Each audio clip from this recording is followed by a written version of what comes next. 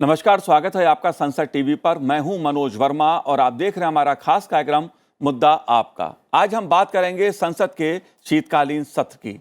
संसद का शीतकालीन सत्र अपने निर्धारित समय से 6 दिन पहले शुक्रवार को अनिश्चितकाल के लिए स्थगित कर दिया गया। इस शीतकालीन सत्र के दौरान लोकसभा में 97% और राज्यसभा में 102% कामकाज हुआ। लोकसभा अध्यक्ष ओम बिरला जी ने सभा में शीतकालीन सत्र के दौरान कामकाज का ब्यौरा दिया। वहीं राज्यसभा में सभापति जगदीप धनखड़ जी ने शीतकालीन सत्र के बारे में विस्तृत जानकारी दी। लोकसभा अध्यक्ष ओम बिरला ने बताया कि सत्र के दौरान महत्वपूर्ण वित्तीय एवं विधायी कामकाज पूरे किए गए। सत्र के दौरान 9 सरकारी विधेयक पेश किए गए और 7 विधेयकों को सदन ने पारित किया। राज्यसभा के सभापति जगदीप धनखड़ जी ने कहा कि इस सत्र में कुल 9 विधेयक पारित किए गए, जिन पर 20 घंटे चर्चा हुई। सभापति के तौर पर जगदीप धनखड़ जी का ये पहला सत्र था। कामकाज के लिहाज से संसद का शीतकालीन सत्र कैसा रहा, मुद्दा आपका में इस पे चर्चा करेंगे और इससे संबंधित विभिन्न पहलुओं को समझने की कोशिश करेंगे। खास मेहमान हमारे साथ जुड़े हुए हैं, मौजूद हैं स्टूडियो में।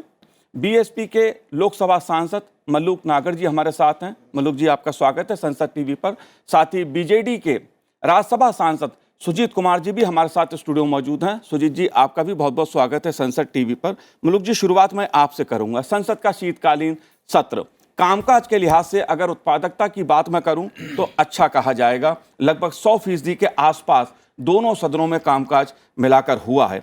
आप कैसे देखते हैं संसद के शीतकालीन सत्र को? देखिए, बहुत ही अच्छा काम हुआ और जो हमेशा की तरह और जो जब से संसद की प्रणाली शुरू हुई है 2019 से जो 17वीं लोकसभा हुई है, इसमें जितना संसद में काम हुआ पहले कभी नहीं हुआ। और आज काफ़ी दिन के पहले जो 29 तारीख तक चलना था और आज ये 23 तारीख को बंद हो गया है जी सदन, फिर भी 97% की जो प्रोडक्टिविटी रही है, तो बहुत ही अच्छा काम हुआ है और तमाम देश हित और जनहित पे मुद्दों पे चर्चा हुई है। छोटी मोटी रुकावट आई है, उसमें भी कुछ पार्टियों ने वॉकआउट करा है। हो सकता है मांग अच्छी ठीक हो ना हो और किस तरीके से उन्होंने करा, ये क्या चाहते थे, लेकिन फिर भी दूसरी पार्टियों ने मिलकर, कुछ विपक्षियों ने भी और सरकार के लोगों ने भी या सत्तारूढ़ पार्टी ने भी बढ़िया चर्चा हुई हैं और बिल्कुल देश हित और जनहित में काम हुआ है। जो नौजवान खिलाड़ियों के लिए हुआ है और जो ये नशीली दवाओं से संबंधित है उस पर हुआ है और बहुत सारे अमेंडमेंट आए हैं जिन पे खुल के चर्चा हुई है। प्राइवेट बिल पे चर्चा हुई है, आंगनवाड़ी पे चर्चा हुई है, 377 के मुद्दे उठाए गए और 0 आवर चला है और स्पेशल मेंशनिंग भी करी है लोगों ने। तो अनस्टर्ड क्वेश्चंस भी बहुत आए हैं। तो जितने भी प्रोविजंस हैं सब पे बहुत डिटेल में वर्किंग हुई है और मेरा पर्सनल तौर पे भी काफ़ी मैं पार्टिसिपेट किया है और पार्लियामेंट के जितने भी प्रोविजन में सब में अटेम्प्ट किया है। तो बहुत ही अच्छा रहा है अगर सारी दृष्टियों को मिला के देखा जाए। जी सुजीत कुमार जी, अगर मैं बात जगदीप धनखड़ जी की करूं तो सत्र के दौरान बतौर सभापति पहली बार सदन की कार्रवाई का संचालन किया और अपने पहले संबोधन में उन्होंने राष्ट्रीय न्यायिक जवाबदेही आयोग संबंधी अधिनियम और कानून बनाने में संसद की संप्रभुता की बात कही, उसका उल्लेख किया। आप कैसे देखते हैं जो शुरुआत एक सभापति के तौर पे जगदीप धनखड़ जी ने जिस तरह सदन का संचालन किया, आप कैसे देखते हैं? देखिए, ये उनका पहला सत्र था जैसे आपने बताया जी, और मुझे लगता है उन्होंने बहुत अच्छा से संचालन किया। जैसे आपने बताया प्रोडक्टिविटी 102% राज्यसभा का, और मेरे साथी लोकसभा से जैसे बता रहे थे राज्यसभा भी लगभग बहुत ही अच्छा चला। सारे जो शून्यकाल है, प्रश्नकाल है या फिर जो विधेयक के ऊपर जो चर्चा हुई बहुत अच्छे से हो रहे थे। थोड़ा बहुत जो चाइना इशू को लेके विपक्ष वालों चर्चा करना चाह रहे थे, जो सरकारी दल उसको राजी नहीं हुए, उसको थोड़ा बहुत छोड़ के बाकी सब अच्छा ही चर्चा हुआ है। और जो आपने एनजेसी का जो जिक्र किया, देखिए उन्होंने अपनी जो ओपनिंग स्पीच में, अपने ओपनिंग रिमार्क्स में उन्होंने कहा कि एनजेसी का जो खारिज करना जुडिशरी 2015 में जो एनजेसी जजमेंट कहते हैं उसमें जुडिशरी ने कहा कि ये जो लॉ है, एक्ट है, this is against the independence of judiciary. तो उन्होंने उस पर दुख जाहिर किया जब यूनानिमसली लोकसभा और राज्यसभा, लोकसभा में यूनानिमसली सारे सांसदों ने इसको पास किया था। राज्यसभा में बस एक रामजेठ मलानी एब्सेंट किए थे, उनको छोड़ के पूरा सदन ने उसको पास किया था। 16 राज्यों के विधानसभा में ये पास हुआ, उसके बावजूद भी सुप्रीम कोर्ट, माननीय सुप्रीम कोर्ट ने इसको खारिज कर दिया। तो मेरा व्यक्तिगत भी ये है कि ये गलत हुआ था, क्योंकि डेमोक्रेसी में विल ऑफ द पीपल जो कहते हैं हम लोग, जो मैंडेट ऑफ द पीपल जो सुप्रीम होता है, उसको सुप्रीम कोर्ट जो टिरेनी ऑफ द अनइलेक्टेड भी कहते हैं कुछ लोग, तो ये गलत मैसेज गया था देश में, और उसी का जिक्र किया था धनखड़ जी ने। तो मैं खुश हूँ, ये जो मैं हमेशा आपके ये जो संसद टीवी में चर्चा में मैं कहता रहता हूँ कि बहुत दुख लगता है जब संसद में हंगामा होता है, शोर शराबा होता है। संसद में हम लोग को भेजते ही हैं लोग अपने जो कॉन्स्टिट्यूंसी की बातें करने के लिए, राज्य की बातें करने के लिए, लोगों की समस्याएं जो हैं वहाँ संसद में आके उसको पेश करने के लिए, उसको समाधान और हल उसका निकालने का कोशिश करने के लिए। विशेषकर मेरा तो ये मानना है कि शून्यकाल और प्रश्नकाल, ये दोनों जो प्लेटफॉर्म्स हैं, इसका कभी भी डिसरप्शन नहीं होना चाहिए। भले ही आप कभी कभी शोर शराबा, ठीक है, एक डेमोक्रेसी का थोड़ा बहुत पार्ट है, बट इसका शून्यकाल और प्रश्नकाल दो सबसे अहम जो प्लेटफॉर्म्स एक संसदीय प्रणाली में है, उसको कभी भी हम लोग डिस्टर्ब नहीं करना चाहिए। और मुझे खुशी है कि इस बार बहुत अच्छा प्रोडक्टिविटी रहा है। जी बिल्कुल। बीजेपी के राज्यसभा सांसद डॉक्टर अनिल अग्रवाल जी भी हमारे साथ जुड़े हुए हैं। डॉक्टर अनिल अग्रवाल जी, आपका स्वागत है संसद टीवी पर। और मैं आपसे भी समझना चाहूँगा, क्योंकि दो बातें बहुत महत्वपूर्ण हैं। पहली बात तो ये कि जगदीप धनखड़ जी का सभापति के तौर पर यह पहला सत्र था। कामकाज के लिहाज से उत्पादकता 102% रही राज्यसभा की। आप कैसे देखते हैं? और एक बात जो बहुत महत्वपूर्ण सभापति जी ने कही है कि कानून बनाने में संसद की संप्रभुता का जिक्र उन्होंने अपने संबोधन में किया, इसको आप कैसे देखते हैं? नहीं, देखिए, संसद का काम है कानून बनाना, और ये जो है इसमें कोई किसी तीसरी एजेंसी की दखलंदाजी नहीं हो सकती। सभी माननीय सदस्य ये चाहते हैं कि संसद में कामकाज सुचारू रूप से चले। राज्यसभा में यदि विघन भी हुआ तो एक्स्ट्रा आवर्स में काम किया गया और 102% एफिशिएंसी पे काम हुआ है, जिसके लिए मैं पक्ष विपक्ष सभी माननीय सांसदों को बधाई देना चाहता हूं, चेयर को बधाई देना चाहता हूं। और मुझे बहुत गर्व है कि इस समय जो चेयरमैन है राज्यसभा के, वो एक ऐसे व्यक्ति हैं जो पूरे सदन को साथ लेके चलते हैं। उन्होंने सभी सदस्यों की मान मर्यादा का ध्यान रखा है, सबको बोलने का मौका दिया है, सबके साथ उन्होंने अगर कहीं व्यवधान आया भी तो अपने चैम्बर में बुला के बात की है। और मैं समझता हूं कि माननीय सभापति महोदय ने एक जो संसद सदस्यों का ट्रस्ट होता है चेयर के प्रति, चेयरमैन के प्रति, उसको बनाए रखने में बहुत बड़ी भूमिका अदा की है। और बहुत महत्वपूर्ण बिल इस सदन में ये जो 258वीं बैठक थी राज्यसभा की, उसमें पारित किए गए हैं। विशेषकर आदिवासियों के लिए, जो कि बहुत दिनों से लंबित था, पिछली सरकारों ने आदिवासियों के लिए काम नहीं किया था। माननीय मोदी जी की सरकार ने आदिवासी भाइयों की समस्या को समझा और उनके लिए ये बिल लेके आए। और एप्रोप्रिएशन बिल होना था, जिसमें एडिशनल जो मांग थी उसको राज्यसभा में बिल को लौटाना होता है। उस पे वृहद चर्चा हुई, बहुत सारे पक्ष विपक्ष के सांसदों ने हिस्सा लिया और अच्छी बातें आई। मिनिस्टर रिप्लाई भी बहुत वृहद हुआ। लेकिन मुझे लगता है कि ये 258वीं जो सदन की जो बैठक थी राज्यसभा की, वो बहुत सफल रही। अनिल अग्रवाल जी, लेकिन एक मुद्दे पर, चीन के मुद्दे पर कांग्रेस और उसके सहयोगी दलों की रणनीति टिकी रही और उसको लेकर सदन में कुछ हंगामा भी देखने को मिला, व्यवधान भी देखने को मिला। आप कैसे देखते हैं इस मुद्दे पर? क्योंकि विपक्ष की ओर से चर्चा की मांग लगातार उठाई जा रही थी, आपका क्या कहना है?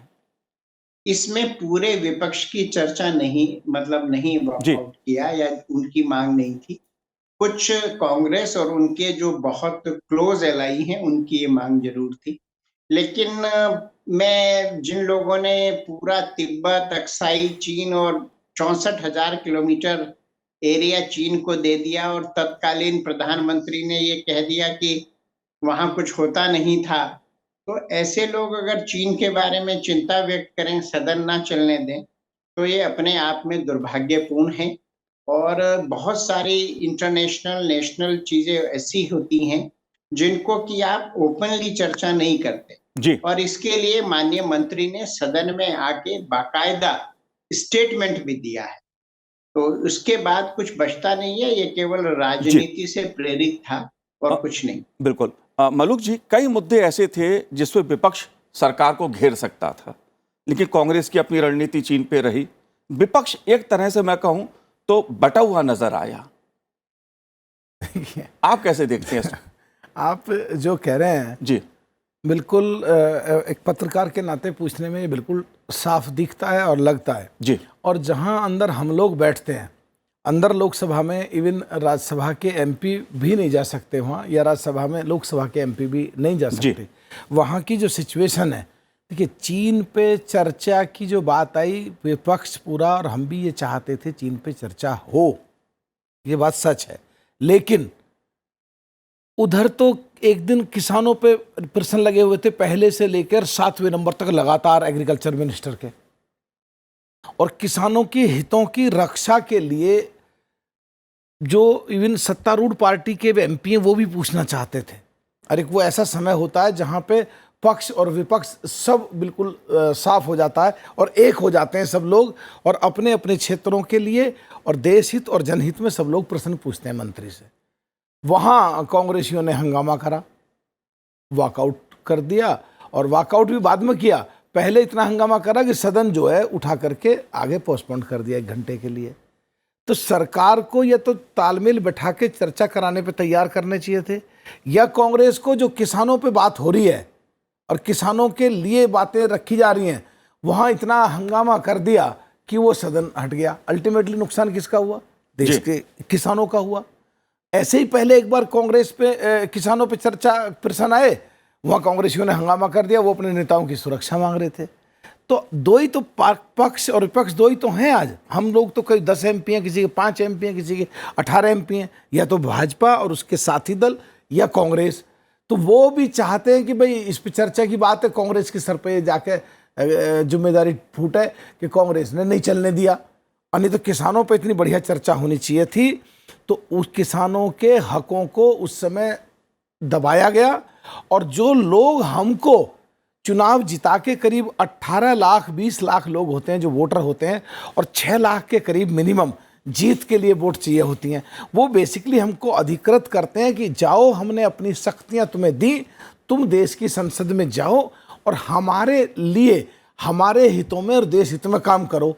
और ये अगर नहीं कर पाते, और ऐसी सिचुएशन पे जब पार्लियामेंट नहीं चल पाती, तो हम सांसदों का, सब मैं खत्म कर रहा हूं, हम सांसदों के मौलिक अधिकारों का हनन होता है, और जो लोग हमें जिता के भेजते हैं उनके भी मौलिक अधिकारों का हनन होता है। तो किसी भी कीमत पे सदन पोस्टपोन्ड हो, ये बिल्कुल ठीक नहीं है, और इसीलिए 97% रहा, नहीं तो हमेशा 120 और 125% हमेशा सदन ने प्रोडक्टिविटी। मनुक जी, विपक्षी दलों के बीच समन्वय हो, साथ चले विपक्षी दल। सरकार ने तो कहा वो हर मुद्दे पे चर्चा के लिए तैयार है, हर इशू पे बात करने के लिए तैयार है, लेकिन अगर विपक्ष के बीच एका नहीं होगा मुद्दों पर, तो इसकी जिम्मेदारी किसकी होगी? आप अभी मैंने फिर कहा, आप वहाँ पे बैठ भी नहीं सकते जो प्रश्न कर रहे हैं, पर जवाब इसका ये है कि हमारे लिए पक्ष और विपक्ष सेकंड चीज है, खास करके बीएसपी के लिए और मलूक नागर के लिए।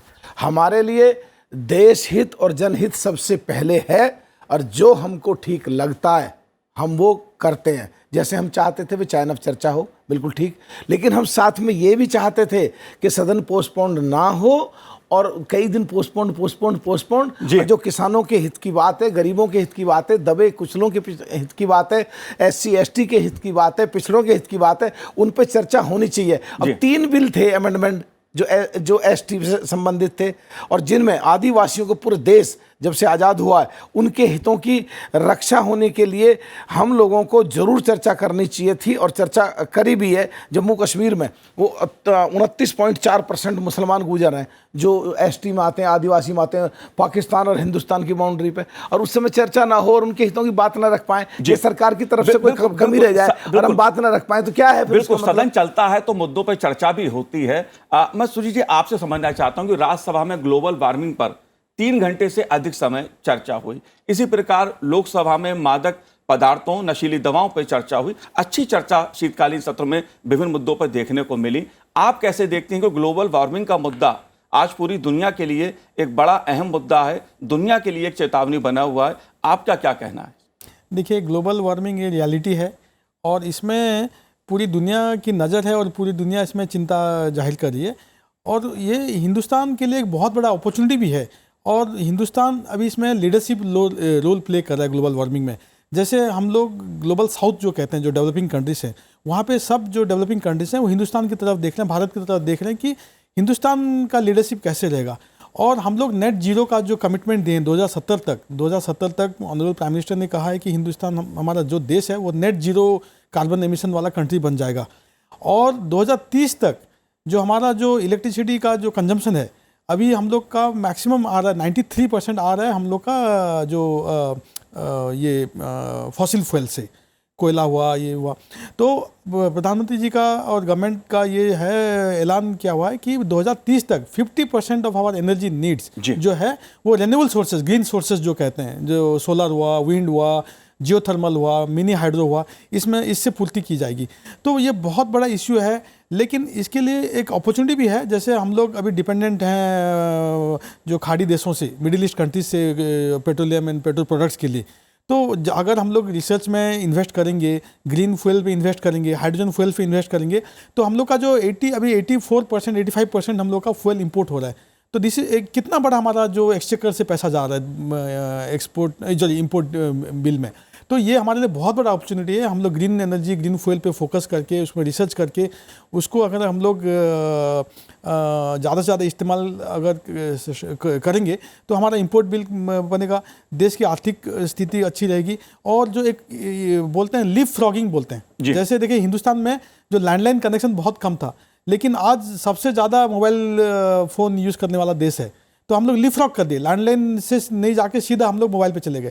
तो उसी तरह से हम लोग लीफफ्रॉग कर सकते हैं ग्रीन एनर्जी में, और एक लीडरशिप, वर्ल्ड में एक लीडर रोल प्ले करने का हमारा ये बहुत बड़ा अपॉर्चुनिटी है। वैसे जो इंटरनेशनल सोलर अलायंस है, ISA जो कहते हैं, वो भी हिंदुस्तान से आरंभ हुआ है। आज G20 का भी अपने लोग के पास अध्यक्षता है। तो ये बहुत ही बड़ा अपॉर्चुनिटी मैं मानता हूँ। जो ग्लोबल वार्मिंग वैसे बहुत ही कंसर्निंग है, लेकिन हमारे देश के लिए बहुत बड़ा अपॉर्चुनिटी है to play the leadership role. जी बिल्कुल, एक अच्छी चर्चा रास्ता हमें ग्लोबल वार्मिंग देखने को मिली। मलुक जी, आप कुछ कहना चाह रहे हैं? मैं कहना चाह रहा हूँ कि साहब, एक सरकार को भी ग्लोबल वार्मिंग के लिए, जो डेवलपिंग कंट्री पहले थे और अभी डेवलप्ड कंट्री हैं, और हमारा डेवलपिंग कंट्री है, इसका एक बहुत बड़ा कंपनसेशन लेना चाहिए कि भाई जब तुमने मजे लिए, हमें तुम्हारा पॉल्यूशन झेलना पड़ा जी, अब हम, तुम्हें सांस नहीं आ रहा, तुम्हारी दिक्कत है, तो चलो हम जीरो पे लेने की कोशिश करते हैं, पर हमें इसकी कीमत चाहिए क्योंकि हमने तुम्हें झेला है, हमारे देश ने तुम्हें झेला है।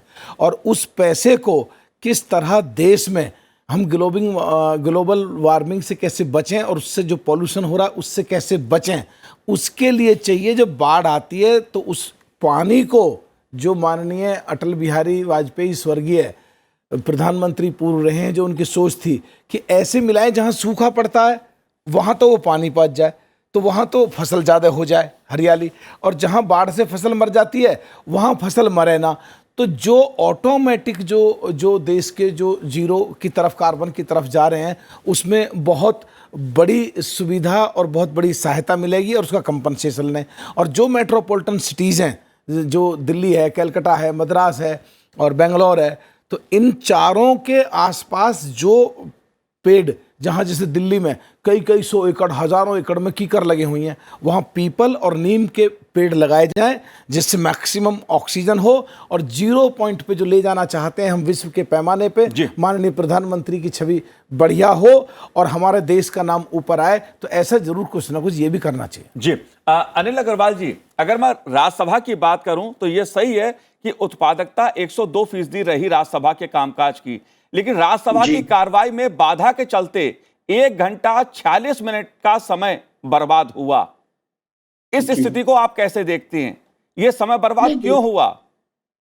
नहीं, देखिए, ये कांग्रेस के जो हमारे सांसद हैं उनके अड़ियल रवैये के कारण हुआ है, लेकिन बाकी संसद सदस्यों ने, जिसमें अधिकांश नॉन बीजेपी के भी हैं, उन्होंने सबने इसमें सकारात्मक रूप से चर्चा में भाग लिया। और अभी जैसा शॉर्ट ड्यूरेशन भी हुआ, प्रश्नकाल भी हुआ, जीरो ओवर भी हुआ, सभी काम हुए। लेकिन उन लोगों ने कुछ प्लान्ड वे में इसको बाधित किया है काम को। लेकिन संसद सदस्यों ने जो बाधित हुआ है उसको भी कंपनसेट किया है और उस पर बाकायदा चर्चा हुई है। और 102% हमारी जो है उत्पादकता है। जी तो ये निश्चित रूप से सभी इसके लिए बधाई के पात्र हैं और चेयर इसके लिए बधाई के पात्र हैं। और इसमें विशेषकर जो बहुत महत्वपूर्ण हुआ, जो मेरे आदिवासी भाई हैं उनके लिए एक अच्छा काम हुआ। जो हमारा एक मैरिटाइम के लिए जो एक है वो एक बहुत अच्छा काम हुआ। वन्य जीवन संरक्षण विधेयक हुआ, एनर्जी कन्वेंशन बिल हुआ है, संविधान अनुसूचित जनजाति 2022 के 3 बिल हुए। तो ये सारी की सारी कार्रवाई ऐसी है जिसमें कि बहुत अच्छा हुआ है। शून्य काल में 106 मामले उठाए गए और 205 स्पेशल मेंशन दिए गए, जो अपने आप में रिकॉर्ड है। तो मैं यही कहना चाहता हूं कि हमारे कांग्रेस के सदस्य जो अपना पूरा ग्रह से ग्रसित रहते हैं वो उसको छोड़ें और पॉजिटिव राजनीति करें। जैसा मलूक भाई ने बहुत अच्छी बात बताई कि जी किसानों के हित की बात नहीं उठा पाए, सबको इस चीज का दर्द है।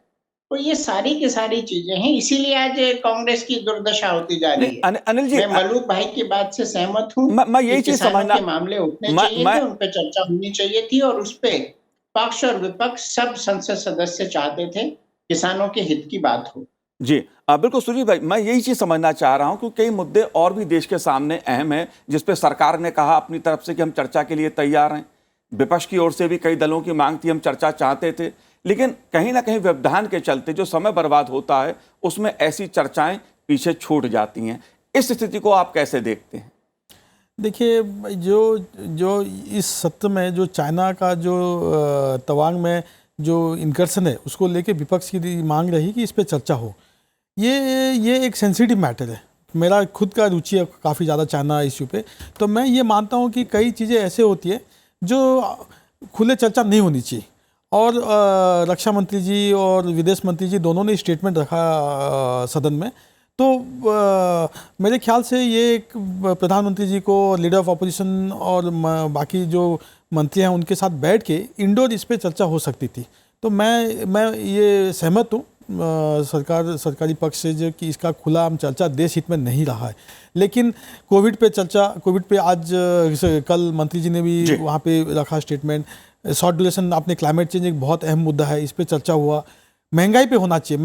मैं इस पे भी चर्चा होने के लिए सरकारी पक्ष थोड़ा सा नाराज, मतलब ये सामने नहीं आए। लेकिन मेरा ये हमेशा मांग रहा है कि महंगाई को, बेरोजगारी को लेके चर्चा होनी चाहिए, क्योंकि ये दो बहुत अहम मुद्दे हैं। अभी ठीक है, अभी कुछ हफ्तों से महंगाई का थोड़ा सा दर कम हुआ है, लेकिन महंगाई बहुत ज़्यादा है। आज देश में जैसे कंज्यूमर प्राइस इंडेक्स लेंगे तो 7% के आसपास है। तो और आप देखिए मतलब कीमतें कैसे बढ़ रही है। तो जो मध्यवित्त परिवार हैं, गरीब परिवार हैं, उनके ऊपर इसका बोझ आता है। बेरोजगारी बहुत ज़्यादा है। तो इस पे चर्चा बिल्कुल होनी चाहिए। हमारी अर्थव्यवस्था बहुत अच्छा है। मैं ये नहीं कह रहा हूँ कि हमारी अर्थव्यवस्था बाकी देशों से खराब है जी। आज एक हमारी अर्थव्यवस्था बाकी देशों से कई अच्छा है। हमारी growth rate, GDP growth rate अभी 6.5-7% के आसपास है, जो कि लार्जेस्ट ग्रोइंग इकोनॉमी है। लेकिन महंगाई और बेरोजगारी रियलिटी है। तो इस पर चर्चा करने के लिए सरकार को सामने आना चाहिए था। पता नहीं क्यों घबरा के सरकार इसमें सामने नहीं आई, तो इसमें चर्चा नहीं हुई। जी लोकसभा में तृणमूल कांग्रेस के सांसद सुनील कुमार मंडल जी भी हमारे साथ जुड़े हुए हैं। सुनील कुमार जी, नमस्कार। जी जी आप कैसे देखते हैं संसद के शीतकालीन सत्र को? जो शीतकालीन सत्र की उत्पादकता रही वो करीब 97% से ज्यादा रही। Thank you.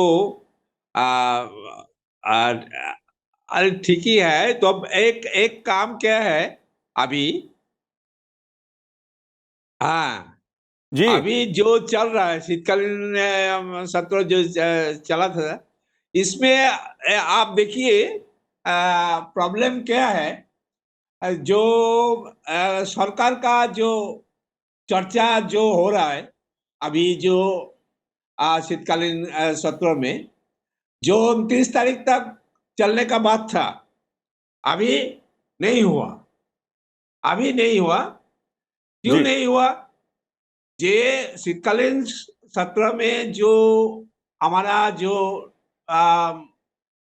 विपक्ष का जो डिमांड था, वो डिमांड में गवर्नमेंट का मालूम नहीं है मेरा, ये गवर्नमेंट का क्या हुआ, अभी क्या चल रहा है, ये क्यों 29 तारीख को 23 तारीख तक क्यों बंद हुआ। अभी जो चला था, जो डिमांड था लास्ट 2 दिन, तो हमारा साथ तो नहीं चला, पहले दिन भी बंद हुआ, अभी हमेशा ही स्पीकर बंद कर देते हैं और डिमांड नहीं माना। This is a very big problem था जी। दो महत्वपूर्ण मुद्दे हैं मेरे पास जो समय। चीन का बारे। जी सुनील जी, मेरे पास समय की कमी है, लेकिन अनिल अग्रवाल जी मैं आपसे जानना चाहूंगा, क्योंकि सुजीत कुमार जी ने 2 बातें कही हैं, महंगाई की और बेरोजगारी की, कि इस पे भी चर्चा होती तो अच्छा रहता। इस पे आपका क्या कहना है? देखिए, एप्रोप्रिएशन बिल में महंगाई पे सब लोगों ने अपनी बात रखी, माननीय वित्त मंत्री जी ने बड़ा स्पष्ट किया। सुजीत भाई भी इस बात से सहमत हैं कि आज फास्टेस्ट ग्रोइंग इकोनॉमी भारत है और कंज्यूमर प्राइस इंडेक्स को जो है कंट्रोल किया गया है, और भारत का जो रुपया है जापान, साउथ कोरिया, इंडोनेशिया, ऐसे बहुत सारे कंट्रीज के सापेक्ष मजबूत हुआ है। जहां तक अभी मेरे मित्र ने, तृणमूल सांसद ने जो एक बात कही कि 29 तक चलना था, 23 को समाप्त कर दिया, मैं आपको स्पष्ट करना चाहूंगा कि बहुत सारे संसद सदस्यों ने, जिसमें कांग्रेस भी थी, हमारे नॉर्थ ईस्ट के साथी भी थे, हमारे डीएमके के भी साथी थे और भी बहुत थे, उन सब की ये डिमांड थी कि साहब 25 को क्रिसमस है और हम लोगों का क्रिसमस के बाद का भी कई दिन का कार्यक्रम रहता है, तो जो हमारे क्रिश्चियन मित्र हैं उनकी भावनाओं को ध्यान में रखते हुए ये जल्दी सत्र का सत्रावसान हुआ है। सरकार किसी भी मामले में पीछे हटने को तैयार नहीं है, हम हमेशा चर्चा के लिए तैयार हैं। सरकार ने पूरी कोशिश की है कि समन्वय बनाया जाए, और इस बार माननीय चेयरमैन साहब को मैं बधाई देना चाहता हूं, नेता सदन को बधाई देना चाहता हूं, माननीय हमारे मंत्री संसदीय कार्य को बधाई देना चाहता हूं कि हर दिन लगभग बीएसी की बैठक, अदर देन चैम्बर में चेयरमैन साहब के बैठक, और हर संभव कोशिश की गई है कि सदन चले और उसका रिजल्ट भी आया है। अदरवाइज अगर आप मानसून सत्र से इसका कंपेयर करें तो उसमें व्यवधान बहुत ज्यादा था, इस बार कंपैरेटिवली व्यवधान कम हुआ है जी। ये सरकार की कोशिशों से ही हुआ है। ऑफ कोर्स इसमें हमारे विपक्षी और सभी दलों का सहयोग भी रहा है। और अंत में मैं ये कहना चाहूंगा कि सरकार हर मुद्दे पे सकारात्मक चर्चा के लिए तैयार है। सुजीत भाई ने देखिए स्पष्ट किया कि माननीय रक्षा मंत्री जी, माननीय विदेश मंत्री जी ने सदन में आके बाकायदा स्टेटमेंट दिया। कोविड के मामले में माननीय हमारे स्वास्थ्य मंत्री जी ने आके पूरी चर्चा की, बताया। तो सरकार किसी भी मामले को छुपाना नहीं चाहती, और हम चाहते हैं सबके सहयोग से देश आगे बढ़े। देश की जनता दोनों सदनों में, और विशेषकर राज्यसभा जो ऊपरी सदन है, अपर हाउस है, उसको बहुत सम्मान के साथ देखती है, और ये हम संसद सदस्यों की भी जिम्मेदारी है कि हम इस सदन की गरिमा को बनाएं। जाहिर सी बात है, सदन चलता है तो आम जनता के मुद्दे भी सदन में उठते हैं, उस पर चर्चा भी होती है। जिस प्रकार वर्ष 2022-23 के लिए अनुदानों की अनुपूरक मांगों पर लोकसभा में 10 घंटे और 53 मिनट चर्चा हुई, ये अपने में दिखाता है कि सदन चलता है तो चर्चा होती है, संवाद होता है। आप चारों ने इस कार्यक्रम में भाग लिया, बहुत बहुत शुक्रिया, बहुत बहुत धन्यवाद संसद टीवी से बात करने के लिए। तो आज इस कार्यक्रम में इतना ही, मुझे दीजिए आज्ञा, नमस्कार।